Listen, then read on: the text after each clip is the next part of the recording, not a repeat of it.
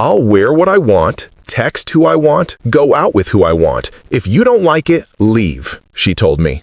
My girlfriend's words were meant to be a declaration of independence, but for me, they were the beginning of the end of everything I thought I knew. Hey everyone, before we get into the video, don't forget to subscribe and smash that like button if you want more stories just like this. Thanks for the support. My name is Julian, and I was 28 years old when my entire world was built on a foundation of beautiful, glittering lies. My life, from the outside, was something people scrolled past on social media and secretly envied. It was a curated highlight reel of perfect moments. There we were, my girlfriend Sloan and I, on a sun-drenched beach in Mexico, her laughter a golden sound against the turquoise water. There we were, clinking wine glasses in a dimly lit, impossibly cool restaurant, her eyes finding mine across the table with an intensity that made my heart stutter. Our apartment was a masterpiece of minimalist design, all clean lines and plush gray furniture, a testament to her impeccable taste and my willingness to provide it. I was a successful graphic designer, working from the sleek office we'd set up in the spare room. And she was Sloan. She was the sun and I was the planet happily locked in her orbit. I fell in love with her chaos. She was a whirlwind of last-minute plans, infectious energy, and a social circle that seemed to stretch across the entire city. She dragged me to art galleries I'd never heard of and rooftop parties where everyone seemed impossibly beautiful and important. And I, the quiet, steady guy who preferred a night in with a good book, felt like I'd been given a backstage pass to the main event. She chose me. Out of all the vibrant, exciting people in her world, she had chosen my calm, my stability. It made me feel special. It made me feel needed. But cracks, hairline, and almost imperceptible at first, began to spiderweb across the perfect surface of our life. It started with her phone. It was never far from her hand, its screen always turned away from me. A notification would chime, and a small, private smile would play on her lips as she typed a quick reply before tucking it back into her purse or placing it face down on the table. When I'd ask, with what I hoped was a casual tone, who she was talking to, the answer was always the same.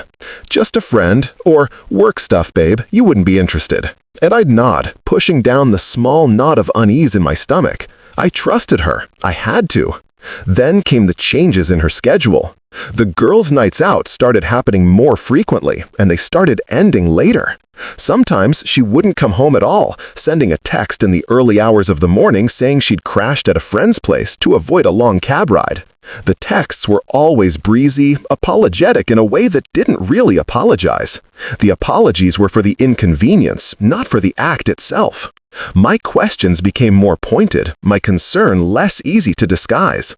I'd ask which friend, why she didn't just call me for a ride. Her responses grew impatient, edged with a new kind of irritation I'd never seen before. She'd sigh, running a hand through her perfectly styled hair, and tell me I was being smothering. The final straw, the moment the fault line split wide open, was on a Friday night. She was getting ready to go out, standing before the full-length mirror in our bedroom. She was wearing a tight, black dress that barely grazed the tops of her thighs, a dress I'd never seen before. It was stunning, but it was also revealing in a way that felt public, not private. As she spritzed perfume on her neck and wrists, I watched her, a cold dread seeping into my bones. I found my voice, though it felt thin and reedy in the charged atmosphere of the room. I told her, as gently as I could, that the dress made me uncomfortable. I said I didn't think it was appropriate for a night out with her friends. I wasn't trying to control her, I swear. I was just trying to understand, to hold on to the piece of her that I thought was just for me. She stopped what she was doing. She slowly turned from the mirror, her perfectly made-up face a mask of cold indifference. Her eyes, the eyes I'd seen filled with so much warmth and laughter, now looked at me with something close to pity. She took a slow step towards me, the scent of her expensive perfume filling the space between us, a scent that was suddenly suffocating. And then she spoke, her voice low, clear, and sharper than any blade. She said, I'll wear what I want, text who I want, go out with who I want. If you don't like it, leave." The words hung in the air, each one a tiny, precise hammer blow against the life we had built. And then she turned back to the mirror, picked up her clutch, and walked out of the bedroom, leaving me standing there, utterly alone in the wreckage of our perfect life. The sound of the front door clicking shut echoed through the apartment like a gunshot. For a long moment, I just stood there, frozen in the middle of our bedroom, the scent of her perfume the only evidence she'd been there at all. Her words replayed in my mind on a relentless, torturous loop. "If you don't like it, leave." The finality of it, the casual cruelty, was staggering. This wasn't a negotiation. It wasn't an invitation to talk. It was an ultimatum. It was her drawing a line in the sand and daring me to cross it, knowing full well I was too invested, too in love to ever walk away. I moved from the bedroom to the living room, the plush gray sofa now feeling cold and unwelcoming. The apartment, our sanctuary, felt like a museum exhibit of a life that no longer existed. Every piece of art on the wall, every carefully chosen throw pillow seemed to mock me. I was a curator of a lie. My gaze fell on her phone, which she'd left charging on the kitchen counter. A wave of nausea washed over me. I had never been the type to snoop. I believed in privacy, in trust.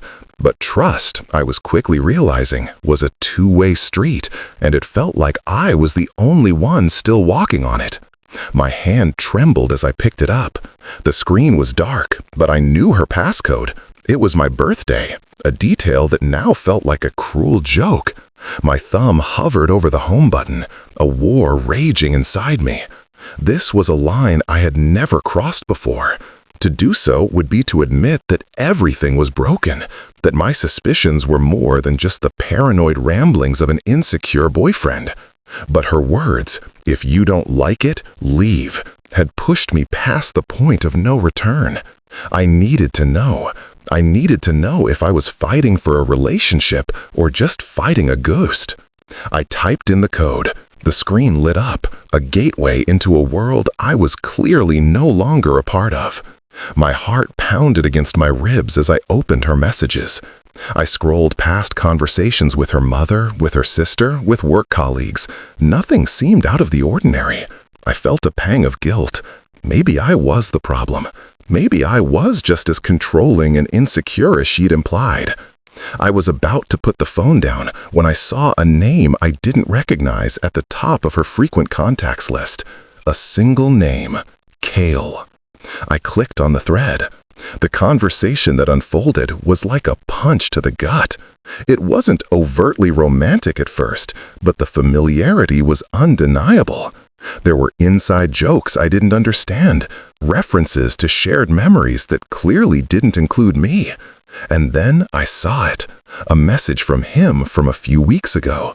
"Miss your face. When are you ditching the ball and chain so we can have a real night out?" Her reply came just a few minutes later. "Soon.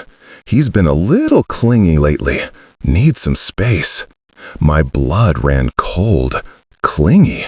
That's what she called me when I expressed concern. That's what she called love. I scrolled back further, my hands growing slick with sweat. I found photos he had sent her, selfies mostly. He was handsome in a rugged, slightly dangerous way that was the complete opposite of my clean-cut, dependable look. In one of them, he was wearing a leather jacket, a smirk playing on his lips. I felt a sickening jolt of recognition. I'd seen that jacket before. It was slung over the back of a chair in our hallway, a jacket she'd claimed belonged to a friend who'd left it after a party. A lie. Another one in a rapidly growing collection. My investigation spiraled from there. I moved from her phone to her laptop, which she'd also left open on the coffee table. I found a confirmation email for a reservation at a high-end steakhouse, a place I knew she loved. The reservation was for 2 people, under the name Kale, for a Tuesday night 3 weeks ago. The same Tuesday night, she told me she had to work late on a major project. A project that had her so stressed she could barely speak to me when she finally got home at 2 in the morning. I remembered the smell of wine on her breath that night, a detail she'd explained away as having a celebratory glass with a client. Another lie. The evidence was piling up, a mountain of deceit so high it was crushing me. The late nights, the secret texts, the mysterious jacket, the expensive dinner. It wasn't just a friendship. It was an entire secret life. I was no longer the boyfriend in a relationship. I was the alibi.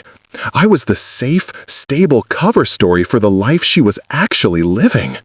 The hurt I felt was immense, a physical pain in my chest. But beneath it, something else was taking shape. A cold, hard anger.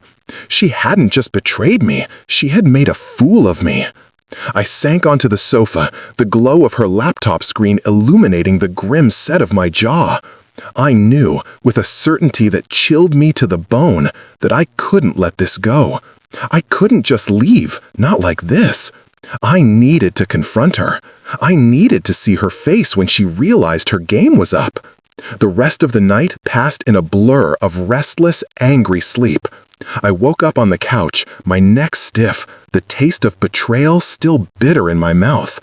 The first rays of sunlight were streaming through the blinds, casting long shadows across the room. The apartment was silent. I waited, every nerve ending raw and exposed. Around 10 o'clock, I heard the key in the lock. The door opened, and Sloane walked in. She looked tired, but there was a lightness in her step, a post-adventure blow that I now recognized for what it was. She was wearing the same black dress from the night before, though it was slightly wrinkled. She stopped short when she saw me sitting on the couch, fully dressed, her laptop open on the coffee table in front of me. A flicker of something, annoyance, maybe even panic, crossed her face before being replaced by a look of cool indifference. "Rough night?" she asked, her voice dripping with a false sympathy that made my skin crawl. She tossed her clutch onto the kitchen counter and kicked off her heels, acting as if nothing had happened, as if she hadn't dropped a nuclear bomb on our relationship the night before. I didn't answer her question. I just looked at her, really looked at her, and saw a stranger. I gestured towards the laptop. "I saw the reservation for the steakhouse," I said, my voice surprisingly steady. "The one from a few weeks ago, the Tuesday night you were working late." Her posture stiffened. She crossed her arms over her chest, a defensive gesture I knew all too well. "I was with a client, Julian. It was a celebration for a project that finished. I told you that." Her tone was dismissive, as if I was a child bringing up a trivial matter. "A client named Kale?" I shot back, my voice rising slightly. I pushed the laptop towards her, showing her the confirmation email. Then I picked up her phone from the coffee table and held it up. "And what about this? The texts where you call me clingy, the ball and chain? Is that what I am to you, Sloane? An inconvenience?" The mask finally slipped. The cool indifference evaporated, replaced by a flash of pure, unadulterated rage. Her eyes narrowed, and her face contorted with an anger that was so disproportionate, so sudden it took me aback. "You went through my phone?" she hissed, her voice low and venomous. "You snooped through my private things? How dare you?" The conversation, if you could call it that, spiraled rapidly from there. She didn't deny a thing. Not the dinner, not the texts, not Kale. Instead, she turned it all back on me. I was the one who was in the wrong.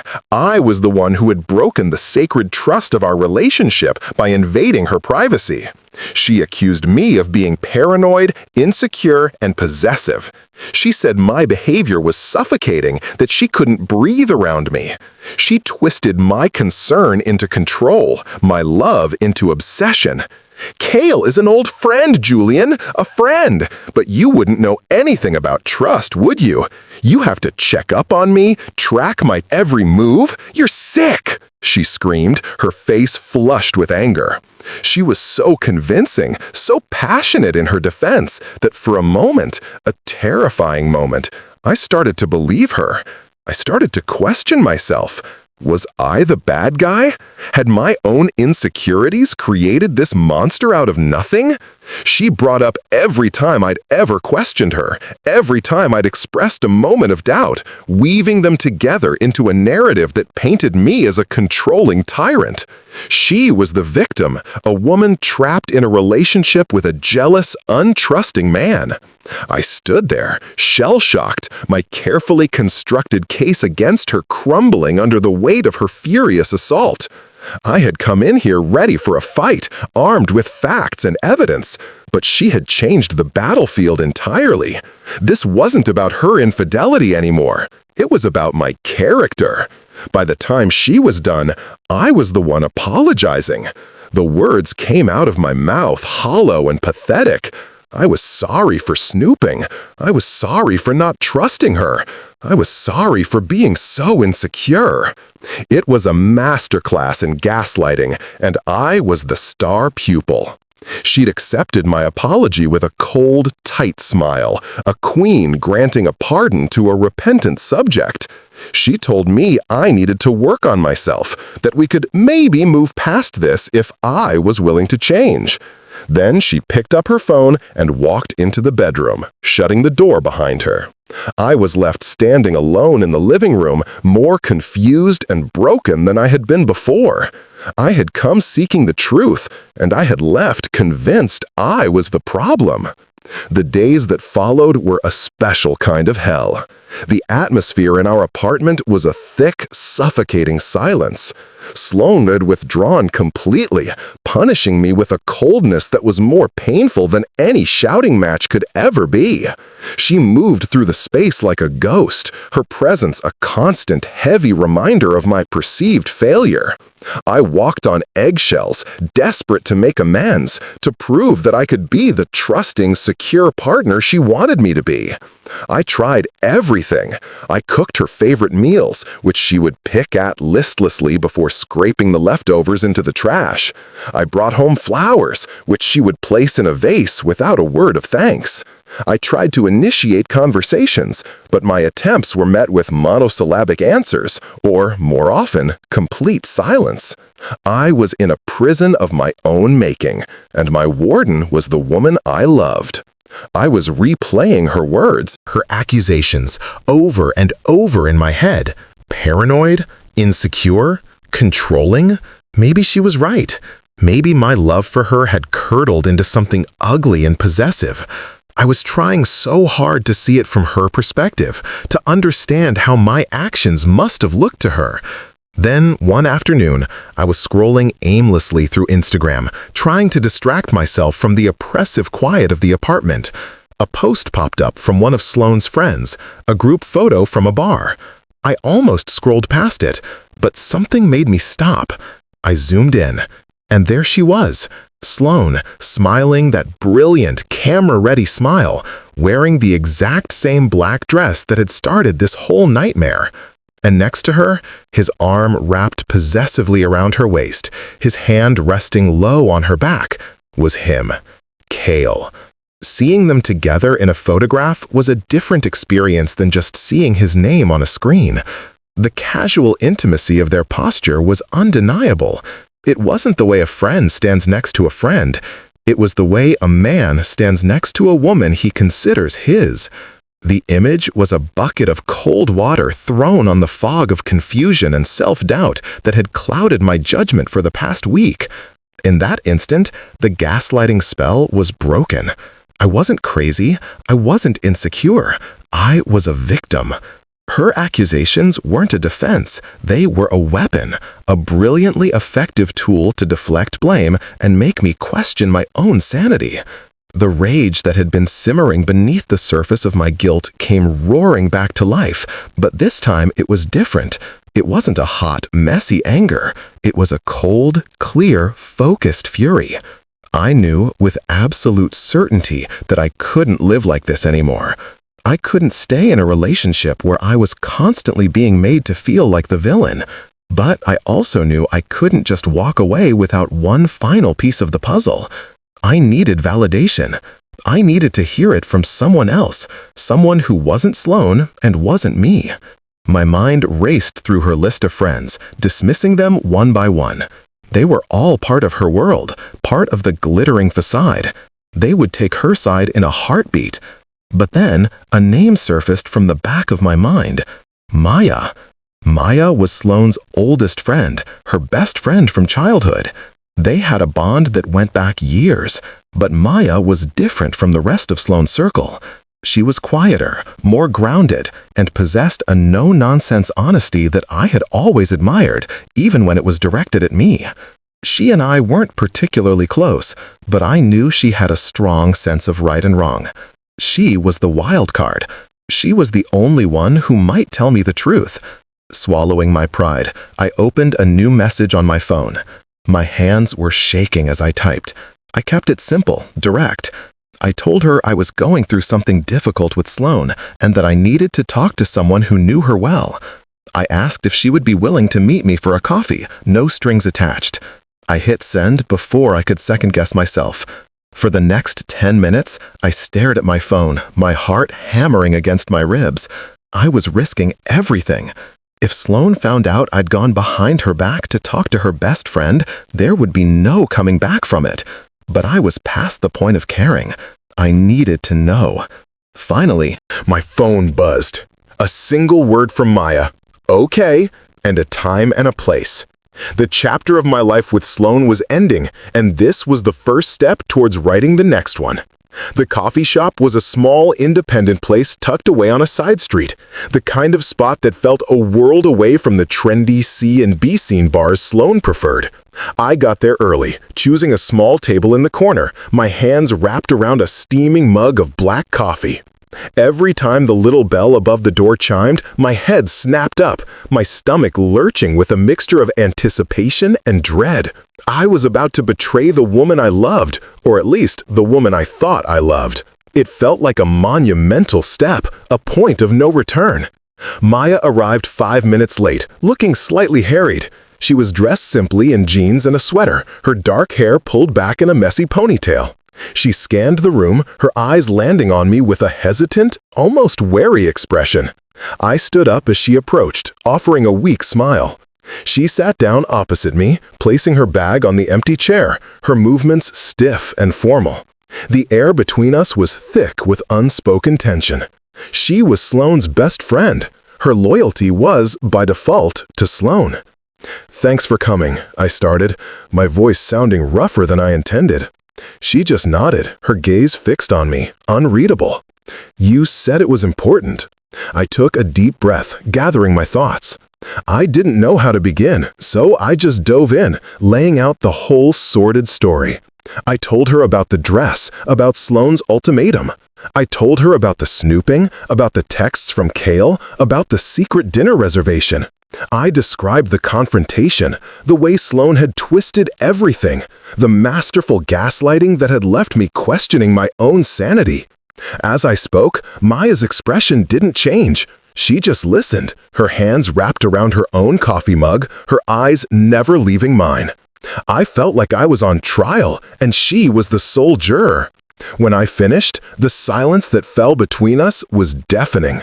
I had laid all my cards on the table, and now I just had to wait for the verdict. Finally, she let out a long, slow sigh, the sound heavy with a weight of knowledge I hadn't expected. She looked down at her coffee for a long moment before looking back up at me, her eyes filled with a deep, profound sympathy. "She didn't tell you, did she?" Maya said, her voice soft but firm. "About Cale?" My heart sank. "Tell me what?" Maya leaned forward, lowering her voice even though there was no one near us. "Cale isn't just an old friend, Julian. He's her ex, and not just any ex. They were on again, off again for years. He's the one she never really got over." The words hit me like a physical blow. I felt the air leave my lungs. An ex. The secret life I had uncovered was even more extensive, more sordid than I had imagined. Maya continued, her words painting a picture of a pattern of behavior I had been too blind to see. She told me that Sloane had a type. She dated guys like me, stable, reliable, kind, the kind of guys who would give her the world. But she always got bored. She craved the drama, the excitement, the unpredictability that someone like Cale provided. She said Sloane had been keeping Cale on the back burner for the entire 2 years we'd been together, dipping back into that well whenever she felt the monotony of our stable life setting in. The ultimatum, Maya said, her voice laced with a kind of weary sadness. That wasn't about her independence. That was her telling you she was done hiding it. She was tired of juggling both of you, and she was choosing to bring him out into the open, daring you to accept it. Everything suddenly clicked into place. The late nights, the secret texts, the defensiveness, the gaslighting. It wasn't about me being insecure. It was about me being an obstacle. I wasn't her partner. I was her safety net, the comfortable, reliable option she kept around until she was ready to leap back into the chaos. Maya apologized for not telling me sooner, explaining that she had been caught in the middle, loyal to a friend who had sworn her to secrecy. But she said she couldn't stand by and watch me be torn apart like this. Listening to her, I felt a strange and overwhelming sense of relief.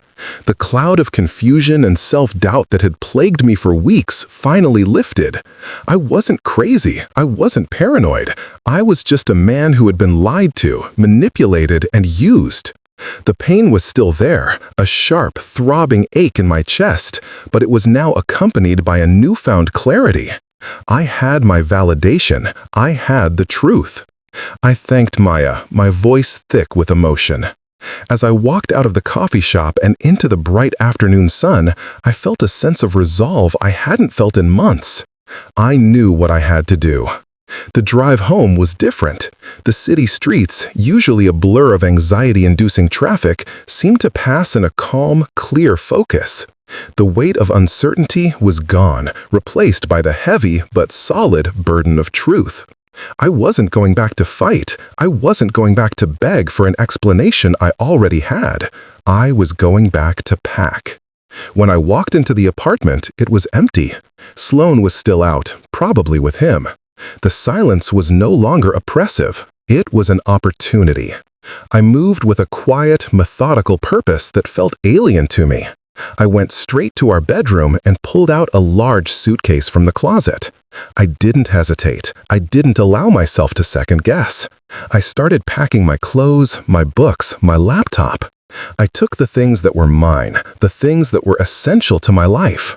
I left the rest. I left the expensive furniture she had picked out, the artwork we had bought together, the decorative items that filled the space. They were all part of the lie, props in the stage play of our perfect life. I didn't want any of it. As I packed, I felt a sense of detachment, as if I were watching someone else go through the motions. I was packing away the remnants of a life that had never truly belonged to me. I was packing away the naive, trusting man who had fallen in love with a beautiful, charismatic illusion. It was a strange kind of funeral, a quiet burial of a 2-year relationship. When my suitcase was full, I zipped it shut and placed it by the front door, a silent sentinel waiting for my departure. I was sitting on the sofa, waiting, when I heard the key in the lock. The door opened and Sloane walked in. She stopped dead when she saw the suitcase by the door, her eyes widening in shock. Her gaze flicked from the suitcase to me, sitting calmly on the couch. For a moment, she was speechless. Then, the mask of indifference she wore so well snapped back into place, but it was cracked, revealing the panic underneath. "What is this?" she demanded, her voice sharp with accusation. "Are you leaving? Is this another one of your dramatic scenes?" I didn't rise to the bait. I didn't raise my voice. I just looked at her, my expression calm. "I'm leaving, Sloane," I said, my voice even. "But it's not a scene. It's the end." She stared at me, genuinely bewildered. The old tactics, the ones that had always worked before, weren't having any effect. She tried to regain control, to pull me back into the web of her manipulation. She started in on me, calling me childish, impulsive, ridiculous. She said I was overreacting, that I was throwing away everything we had built over a few paranoid suspicions. But her words had no power over me anymore. They were just noise. I stood up, cutting her off mid-sentence. "I know about Kale," I said, my voice quiet but carrying a finality that silenced her instantly. The color drained from her face. The confident, controlling woman crumbled, replaced by someone who looked lost and cornered. She opened her mouth to speak, to lie, to deny, but she must have seen in my eyes that it was useless. The game was over. "I'm not angry, Sloan," I said, and to my surprise, I realized it was true. "I'm hurt and I'm disappointed, but I'm not angry. I just hope you and he are very happy together." I walked towards the door, picking up my suitcase. She just stood there in the middle of the living room, speechless, a statue in the museum of our broken life. I didn't look back. I opened the door, stepped out into the hallway, and closed it gently but firmly behind me. The click of the latch was the final punctuation mark on the last sentence of our story. That was 6 months ago. Today, I live in a small, one-bedroom apartment that's mine and mine alone. It's not minimalist or perfectly designed. It's a little messy, a little chaotic, and it's filled with my things, my life. I've reconnected with my own friends, the ones I pushed away for her. I've thrown myself into my work, and my business is thriving. Last night, I cooked myself a simple pasta dinner and ate it while watching a movie on my laptop. It was quiet, and it was peaceful. It was real. For the first time in a long time, I am free, and it is more than enough.